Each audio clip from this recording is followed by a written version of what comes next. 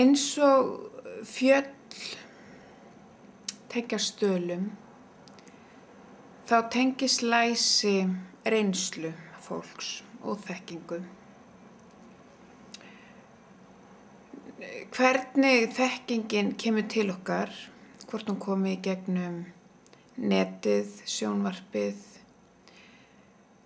veru okkar og þarna samtal við annað fólk, lestu bóka,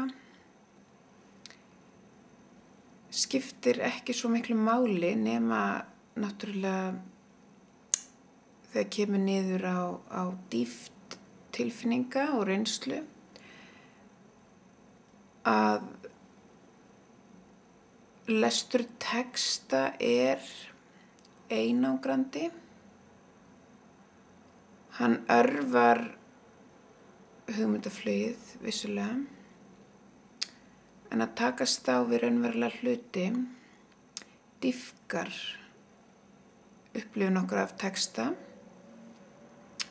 og lesnu máli.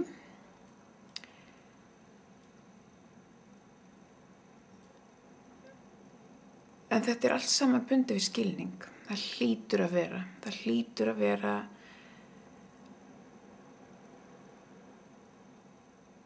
sá einfaldi punktur sem skiptir öllu máli, það skilningurinn okkar. Við erum okkar aðal óvinir og við erum sem sagt skilningarvitin okkar og að næra okkur með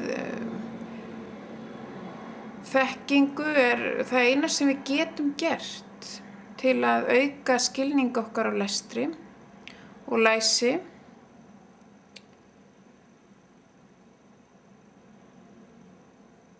Og lífið svo stórt og mikið og heimurinn hjúts og mikið af fólki, en samt erum við öll svona svipuð.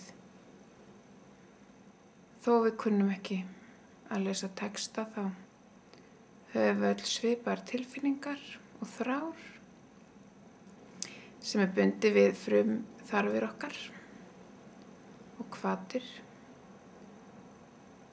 Þannig að ég hef ekki miklar áhyggjur af þessu læsishugtaki. Ég meira spennt fyrir lífinu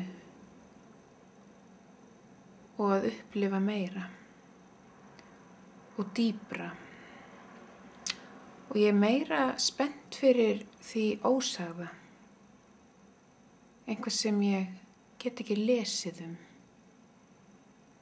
Ég meira fyrir einhvað sem ég get ekki útskýrt í texta eða töluðu máli.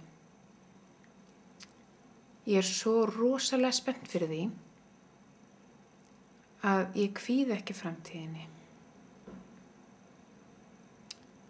Að hugsa abstrakt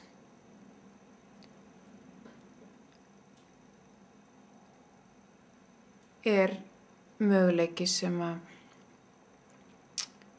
allir verða að tileinka sér.